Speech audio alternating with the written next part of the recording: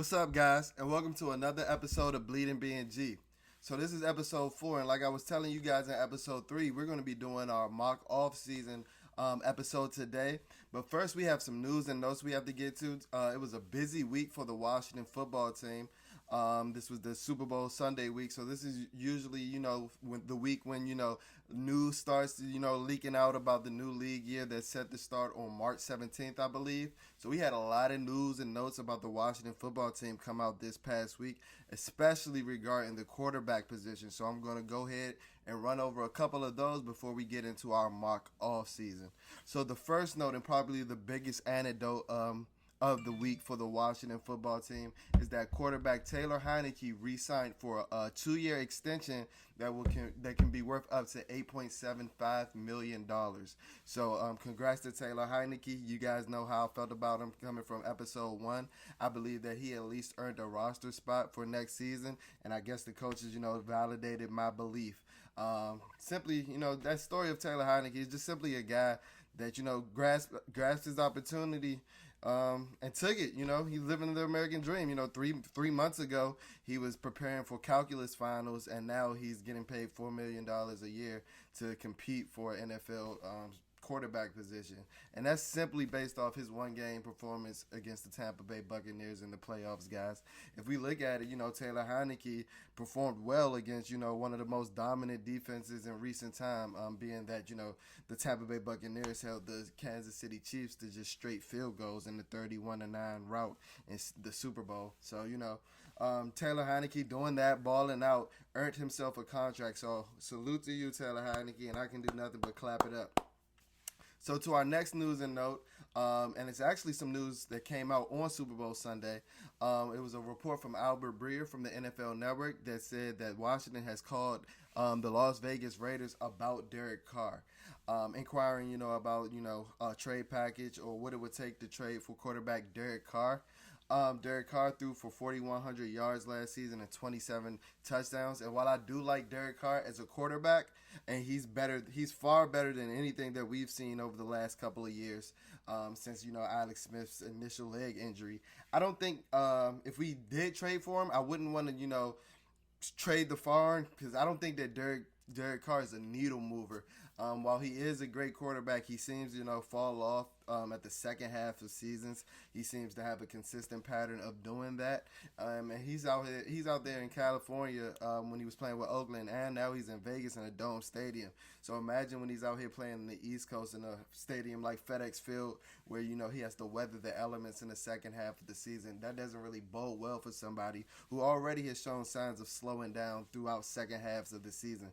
So like I said, while I do like Derek Carr, I wouldn't be too crazy about the move, especially some of the trade packages that I heard in the news articles and anecdotes surrounding the news.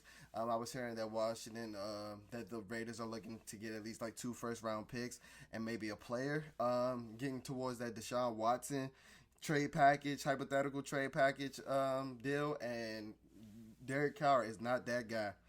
He's nowhere near the talent level of Deshaun Watson. While he has had some, pretty good seasons in the past, I don't think he's a needle mover. He isn't somebody that takes you from, Washington football team. We lost in the Super Wild Card weekend of the playoffs. But if you're gonna trade the farm for a quarterback like that, you need a needle mover. He needs to be somebody that takes you from, competing in the wild card weekend of the playoffs to automatically being Super Bowl contenders. And I don't think Derek Carr is that guy. So while I wouldn't hate a trade for Derek Carr, especially, considering the quarterback play that we've had over recent time, I just hope that we wouldn't have to, trade the farm for him or give up a defensive player. Some of the scenarios or the hypothetical scenarios that we've been talking about with Deshaun Watson, I just hope that does not happen. And speaking of Deshaun Watson, while I did say it was a busy news week for the Washington football team, we didn't really hear any connected stories about Deshaun Watson to Washington since my last podcast episode. It's been pretty quiet on the Washington front, and it's actually honestly been pretty quiet on the Houston, Texas front as well. It seems that the ownership and the front office in Houston is claiming their stake in the ground and holding firm on their stance of not trading Deshaun.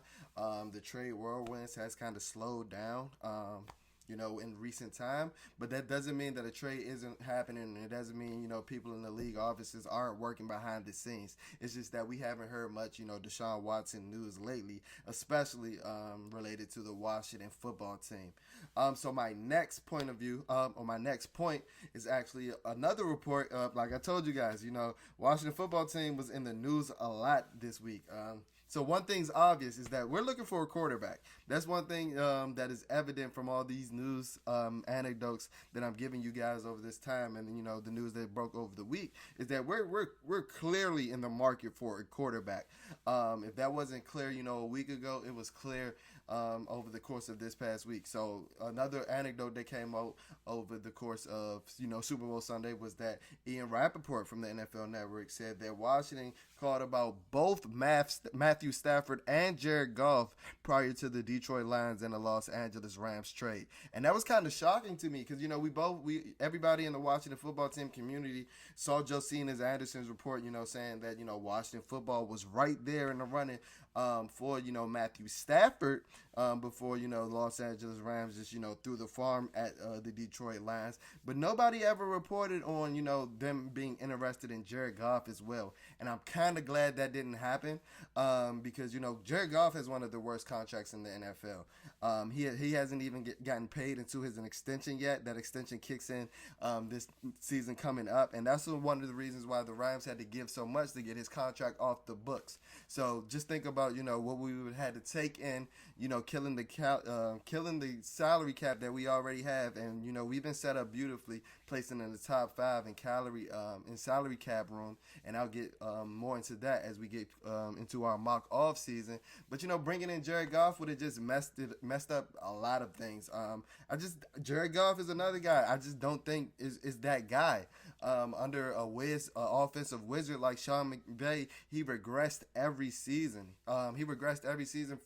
Except from year 1 to year 2 in that system. But since the 2018 season where they made it to the Super Bowl, he has been a shell of himself, and he's young. He's somebody that just finished his rookie contract. Now he's moving on to his extension into his second contract, and for somebody to be regressing this early into his career, that's scary, and that doesn't bode well for his future. So I'm glad that Washington, held the brakes on that trade, with the Jared Goff.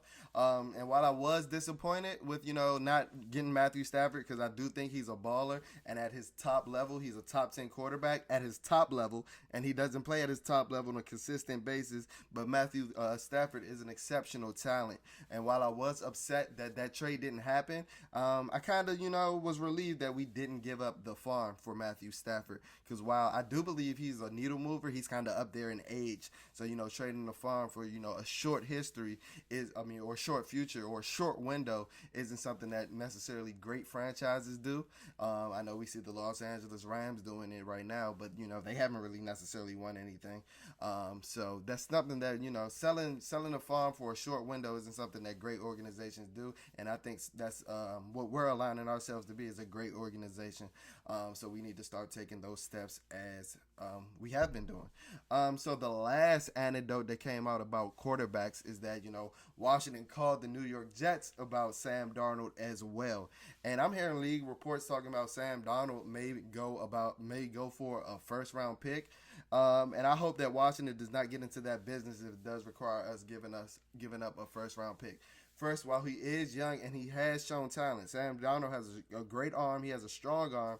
He's been injured. He's only 23. He's been injured. He's had an injury-riddled career, and he's had 2 seasons where he hasn't cracked the 3,000-yard mark. So I think the best case scenario for a Washington football team front office, to come up with a trade package for Sam Darnold would be maybe package, 2 second rounders, maybe this year's second rounder and next year's second rounder for Sam. But he's another guy that I wouldn't want to sell the farm for. But what I do believe, he's like a reclamation project, and he can be redeemed because he does have the talent, and I thought he was a baller coming out of USC. He hasn't shown enough to me yet sell the farm for this guy. It's a reason why the Jets are trying to get him off his hands, and while I do like Sam Darnold, and while I do think that organization has somewhat ruined him, like the Jets do a lot of people and a lot of quarterbacks, I don't think that he hasn't shown that he should be a guy that you're selling first round picks for. Sam Darnold is a guy that went in the first round, and he hasn't done anything to elevate his status. If anything, his status has gone down. That's why I don't think that it should be necessary that we give up a whole bunch of, just first round picks. I can see us packaging a couple of seconds for Sam, but honestly, I wouldn't do anything higher than that. And I want you guys to let me know how you feel about it as well. You can leave a comment in the comment sections on YouTube. You can leave feedback on the Apple Podcast section or the Spotify section as well. Or you can leave your comments on my Twitter and Instagram page. We're interacting on there daily, every day, 24/7. So, you can reach out and tell me how you guys feel about these potential quarterbacks joining the Washington football team. Which one is your favorite? Which one is your least favorite out of the ones that we just went over? But now it's time to get into the mock off season. So the mock off season is just where me as Jalen, I'm the GM. Like I told you guys at the end of episode 3, Jalen will be playing the GM for the Washington football team for the upcoming 2021 season. So I'm just going to be telling you guys a couple of moves that I will make as far as, re-signing people, signing people. Maybe if we have a trade, in the off season every now and then. As far as, who I will draft and things like that, who I won't bring back from the Washington football team in the 2020 season and things like that. So basically, I'm in control and I'm the general manager. So for this mock off season setup, first I had to look and see where we stand as far as cap space. And after the Taylor Heineke signing, we're projected to have around $40 million in cap space for the 2020-21 season, and that places us top 5 in the NFL. So we have a lot of cap space to work with, even though the cap space actually dwindled down because of the coronavirus pandemic. Going from a projected like 190 million to around 181 million, but that still places us in the top 5, putting us in a great position. So we don't necessarily have to spend all our cap space money, but here are some of the moves that I would make if I was the GM as of the Washington football team for the 2021 season. So first, I'm going to go into the people that we will resign. The reason I want to start with the people that we will resign is actually, I do want to backtrack. So before we go into the people we will resign, the first thing that I actually want to do is get Alex Smith off our books. I love Alex Smith. He's a warrior. Everything that he's done over the last 2 years is simply amazing. I believe that one of the reasons that the Washington football team actually did make the playoffs because they rallied around him. They were able to see him prepare. They were galvanized by his comeback story. He came back. He proved a lot of doubters wrong. A lot of people, including myself, didn't think that he would come back and ever play again. And to go 5-1 as a starter throughout the season is simply amazing. But I do think that the time is up. Even Alex, in his exit interview, said that the bone bruise that was affecting him after the Arizona Cardinal game, that limited him in the Philadelphia Eagle game as well, was a little more serious than a bone bruise. Nothing ever came out about that. He explained that in his 60 Minutes interview. And no other further details have really necessarily come out about that. And I know people like John Keim and JP Finley have said Alex hasn't made a decision, but we simply can't wait. The new league year starts in a little over a month, and my first move would get Alex Smith off the books. If we have to cut him, I would be sad, but that's the business of football. So hopefully, he did mention in his exit interview, talking over it with his wife to make a final decision. He didn't really know if he wanted to come back or play or not. So hopefully, he can ride off into the sunset, retire as a Washington football team player. And, we can admire him for everything he gave us throughout, his tenure as a Washington football team member. Because Alex Smith has gave us a lot. Not only just in the football aspect, but, taking a lot out of his life as well. So speaking of Alex Smith, I do want to really tap into this real quick before we get into our mock off season. I do want to congratulate Chase Young and Alex Smith. Chase Young for winning the AP Defensive Rookie of the Year. He looked amazing in his speech on NFL Honors. Really quick. Did you guys see him in the double breast blazer with his dreads tied up? You look good, young man. You look good, young man. He thanked his teammates. It was a really great speech. Really humble guy. Showed that he showed why he's a leader at this young age, and why an NFL football team is actually following him.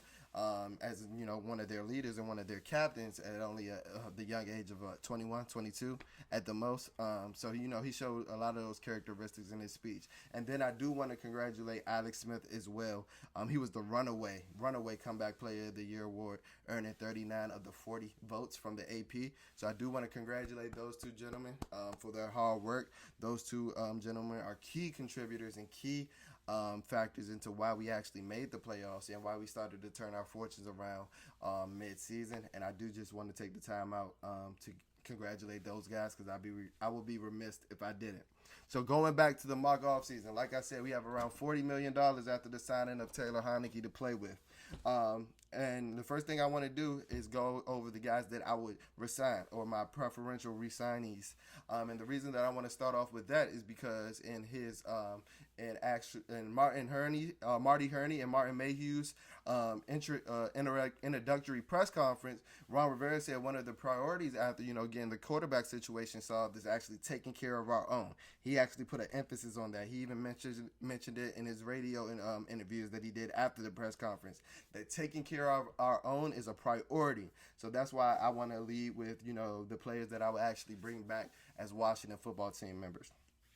So the first three are actually unrestricted free agents. So they hit the free agent market. We don't have any claims to their rights as of right now. So the first player that I do want to talk about is Brandon Scherff, who actually was selected first team All-Pro, which I'm sure is going to raise his number in the market, if not dramatically, maybe just a smidge. But I projected that we signed Brandon Scherff to a 4-year, $64 million contract. So that gives him something around $18 million a year. And that's about top of the market value. We even heard, if you guys listen to Tim Settle in the 106 interview that he had on B. Mitch's and JP Finley's new show, he said, bar none, he thinks that Brandon Scherff is the best guard in the NFL.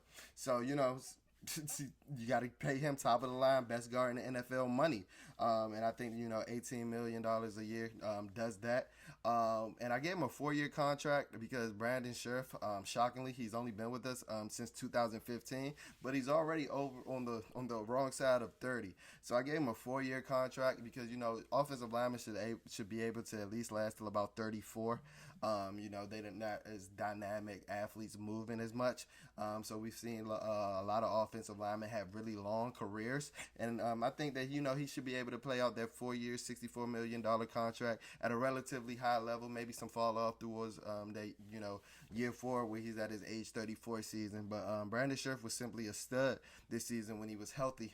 Like I said, earning first team All-Pro honor. So he's earned the contract. Last season, he played on the franchise tag.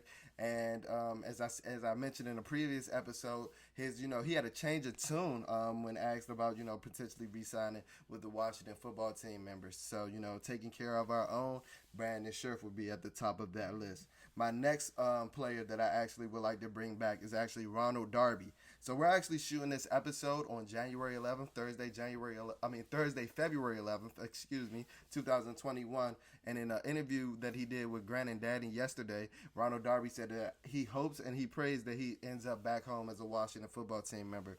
So a lot of you guys may know that Ronald Darby's from Oxon Hill, Maryland. He played at Potomac High School before going to Florida State. So he's a hometown kid. And Ronald Darby, as you guys know, if you paid attention to my defensive outlook episode, I'm standing on the hill for Ronald Darby. He gave you a prove-it deal last year, a bargain, 1-year deal, and he proved it. Top 3 in the league and pass deflections, with 16. And he just seemed to always be in the right spot. Now, he didn't catch a lot of interceptions, but he also didn't have a lot of passes caught on him either. I think that Ronald Darby, honestly, if we're being honest, Kendall Fuller, he started off, guns a-blazing with his hair on fire, getting like 4 interceptions in his first 4 games. But over the back half of the season, Ronald Darby was the best corner on the football team. Ronald Darby was the better corner of the two. So I know we may look at Ronald Darby as our CB2, but if we look at maybe like post week 8, Ronald Darby was the best corner on the football team. So we need to pay him accordingly. And he is one of the top cornerbacks on the market. If you guys listen to episode 3, I mentioned, it's Shaquille Griffin, Patrick Peterson, who's pretty much washed, and the Arizona Cardinals said they're not bringing back. And Ronald Darby are the top cornerbacks on the market. So, you basically pick your flavor with one of those, and, Either one, one through three. Either way you put it, Ronald Darby is going to be one of the top three cornerbacks on the market. So we need to pay him accordingly. So I think that, a 3 year, $33 to $34 million deal gets it done. That puts him, around 11 to $11.5 million a year, which is, prime time CB2 money, but he earned it. I believe that, if we consider him a CB2 based off last year, he's one of the best cornerbacks CB2s in the league. Not many CB2s are going to be leading the league in pass deflections or be in the top three in the league in pass deflections. So Ronald Darby really outplayed his contract, and I believe that he earned the deal that I'm giving him, a 3 year, $33 million deal. My last unrestricted free agent that I just need to bring back, and I really wouldn't care about it, is KPL. Now, KPL doesn't necessarily need to be brought back as a starter because I mentioned, I didn't like KPL's run defense at times last season, but I would like him to be brought back at the very least as depth. KPL is a freak athlete. He's somebody that can run with the wind at the linebacker position, which allows him to play special teams, which allows him, fill those depth roles. So KPL is somebody I think that we can sign to a 3 year, $10 million deal, bringing in a little over $3 million a year. And then I would also bring back Cam Sims and Kyle Allen as exclusive rights free agents. So that means that we have, partial rights to their free agents. But, if any other team wants to match our tenders that we place on these guys, they can. But we would get the pick of the tender that is placed on those guys. So for Cam Sims, I would place a 4th round tender on Cam Sims. And for Kyle Allen, I would place a 2nd round tender on him. So that would essentially bring back both Taylor Heineke and Kyle Allen into our quarterback room. And then that leads on to what I would be doing as far as, our quarterback competition and what we'll be looking at for the quarterback at the quarterback position throughout the 2021 offseason. And I'll get more into that in depth with that as we look into the draft. So as you guys see, as far as guys that I'm re-signing, some of the names that I won't be bringing back or that I don't project to be Washington football team members in 2021 are Ryan Kerrigan, Dustin Hopkins. I believe Dustin Hopkins had a pretty good run here, but it's time to pull the plug on that experiment, especially after he struggled in a lot of games this season. Ryan Anderson, who barely played this past season, and if we look back on the career of Ryan Anderson, he was such a waste of a 2nd round pick. He was brought in with Jonathan Allen, so we brought in that Alabama hype. We got these Alabama boys. They're coming right off, competing for national championships. But Ryan Anderson's flames seemed to fizzle out pretty fast. He was pretty good in the 2019 season, but he couldn't really crack the rotation in 2020, ultimately having a injury riddled season that was cut short when he was placed on injured reserve prior to the end of the season. And lastly, this one pains me, but I really don't see a scenario where we bring back Fabian Moreau, especially if we bring back Ronald Darby. Fabian Moreau was in and out of the rotation, losing his spot to Jimmy Moreland at the beginning of the season. Then, at the end, he was playing in some 3 safety looks, which, demonstrated Fabian's versatility, which may be one of the reasons why Washington may be looking to bring him back on like a low-end deal.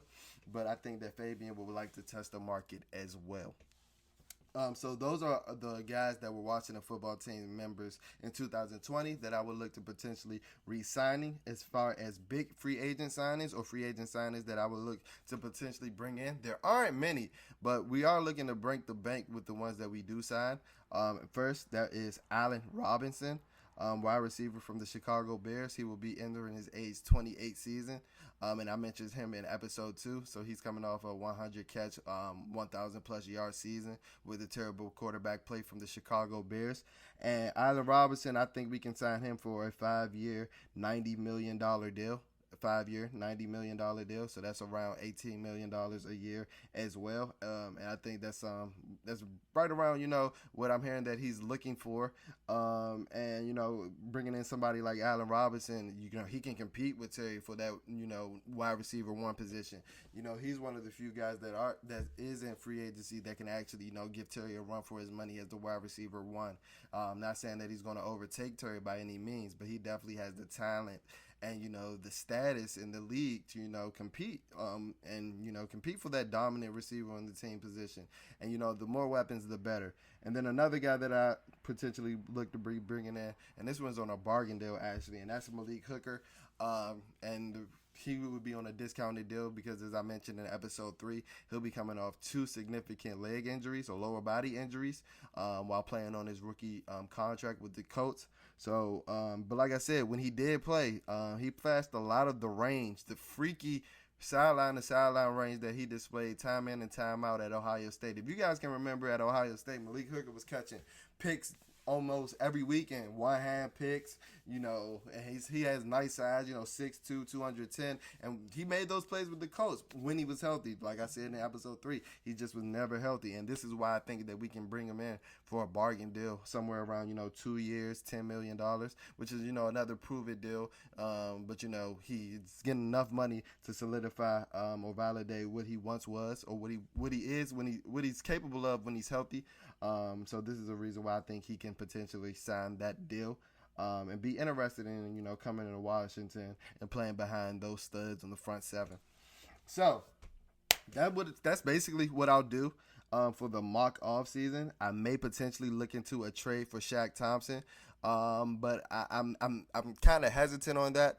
And the reason why is because before I actually did this mock draft simulator on the Draft Network, I was thinking that there's not a strong class this season or this draft season for 4-3 stand-up linebackers, whether that be the Mike, the Will, or the Sam position.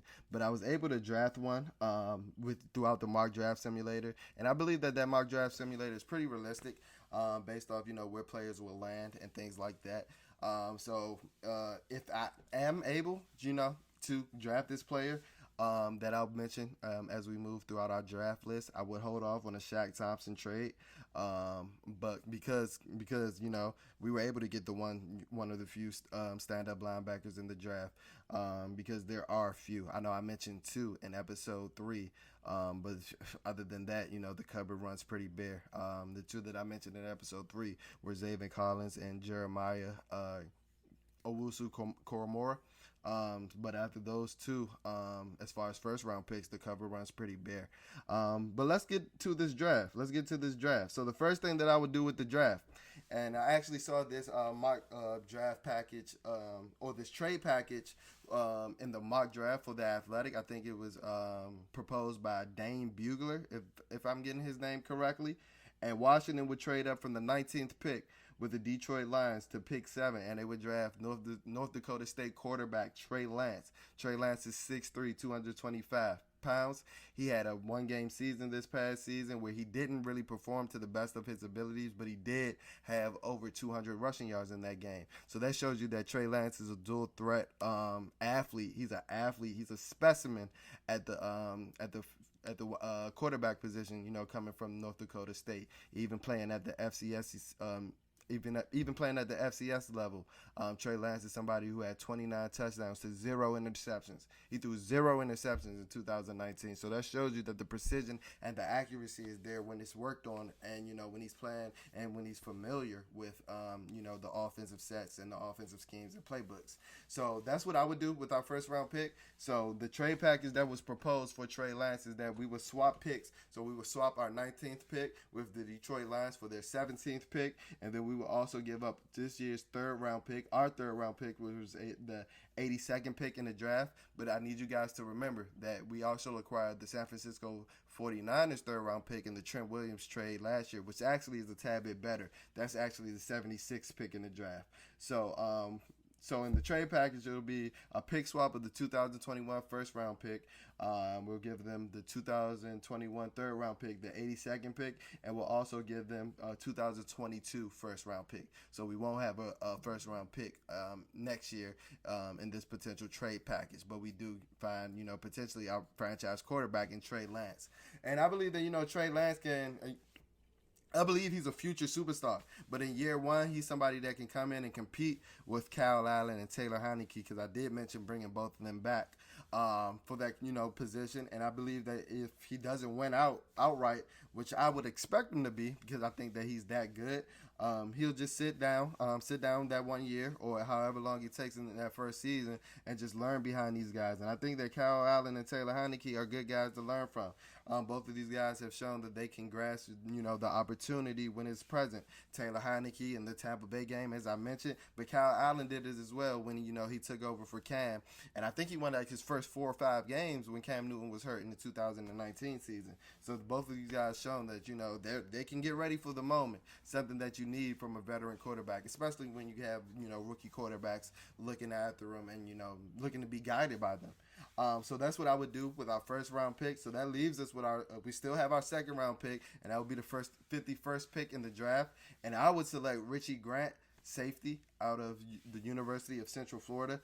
He's around 6 feet, 200 pounds, and I love him. He's a Senior Bowl standout. At the Senior Bowl week practices, he really excelled in coverage, which was surprising to a lot of people, but not me. When I looked at the film, especially the All-22 film, he's somebody that, while he's not the biggest guy, as I mentioned, his measurables around 6 feet, 200 pounds, he showed dynamic range, not only playing single high, but also in the box as well. He's one of those guys that see ball, get ball all the time, whether that's in the air or on the ground. I love Richie Grant as a prospect, and after the Senior Bowl, he actually shot up a lot of draft boards. So he may not be there at 51, based off the rate that he's going. He was a Senior Bowl standout. Everybody left mobile talking about him. And then at the 76th pick, so that's the San Francisco 49ers pick that I mentioned before that we actually kept. I would actually bring in Jabril Cox. He's a linebacker from from LSU. He is 6'3", 235 pounds. So he's right around that, prototypical size for an NFL thumper at the linebacker position. Because, as you guys have been paying attention, the linebacker position in the NFL, these guys' statures have been dwindling ever since, we've been looking for guys to match up with, mobile quarterbacks and to be better in coverage. So he's right around that prototypical size for a thumper linebacker. And Cox is actually a transfer from North Dakota State. He was a grad transfer at LSU, but he balled out in his past season at LSU.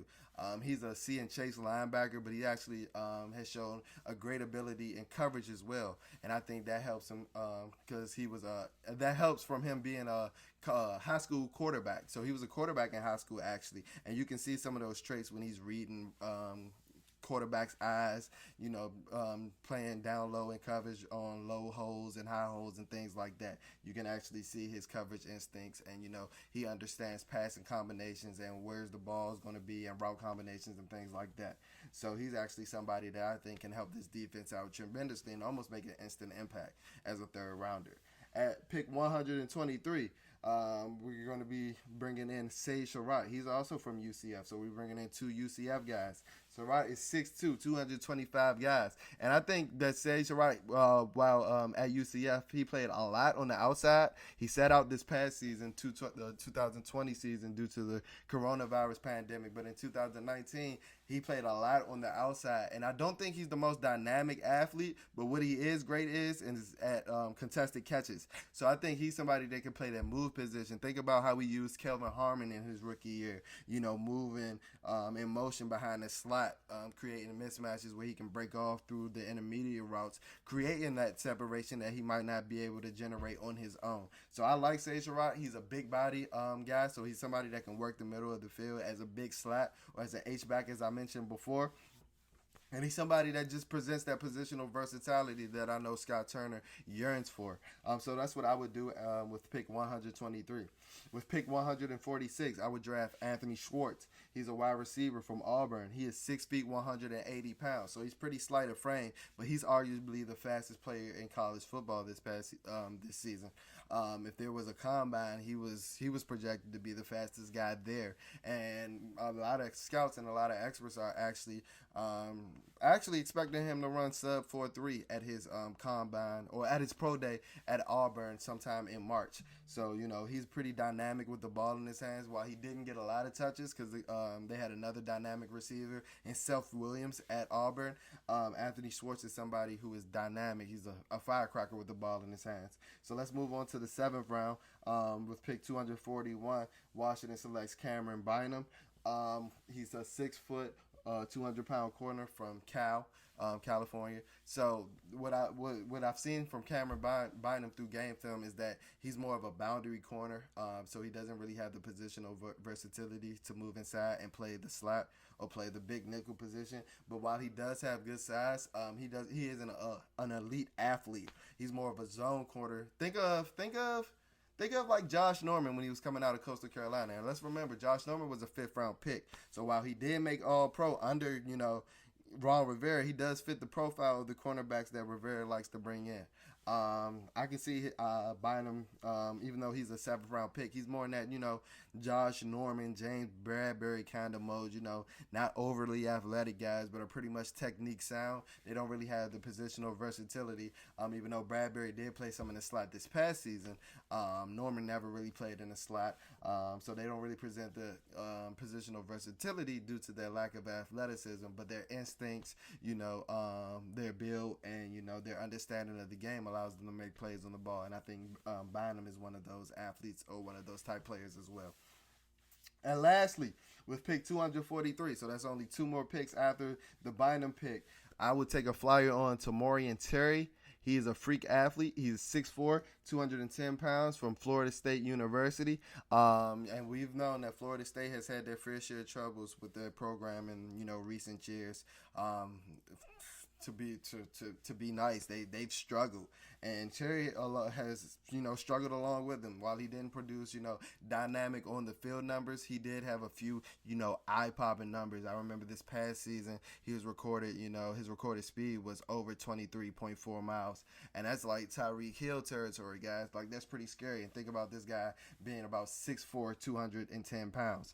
So with all that being said, with the draft, with our offseason, with our free agency, I think GM Jalen put us into a pretty good position to pretty much compete with the big boys in the 2021 position. Now, while we didn't break the bank on like a big name quarterback, good organizations usually groom the guys that they bring in. So we did break the bank as far as draft capital for bringing in Trey Lance, and I think that will ultimately pay off in the future, if not in 2021, later down the line. But in the meantime, in 2021, if Trey Lance doesn't strike gold in his first year, you still have Taylor Heineke, who I have a lot of faith in. And I actually liked a lot of what I saw of Kyle Allen before he got hurt. So we have a plethora of options at the quarterback position to carry our already strong defense. And then I gave you weapons such as Allen Robinson and the plethora of receivers that I gave you guys that we may draft in the draft.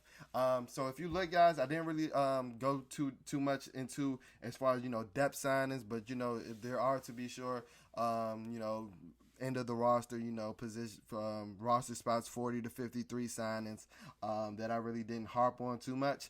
But these are more of the most immediate impact signings that I would do to bring in to help our team, to help make an immediate impact on our team, to help us contend for a championship. Because at this point, guys, if you're not competing for a Super Bowl, what are you in it for?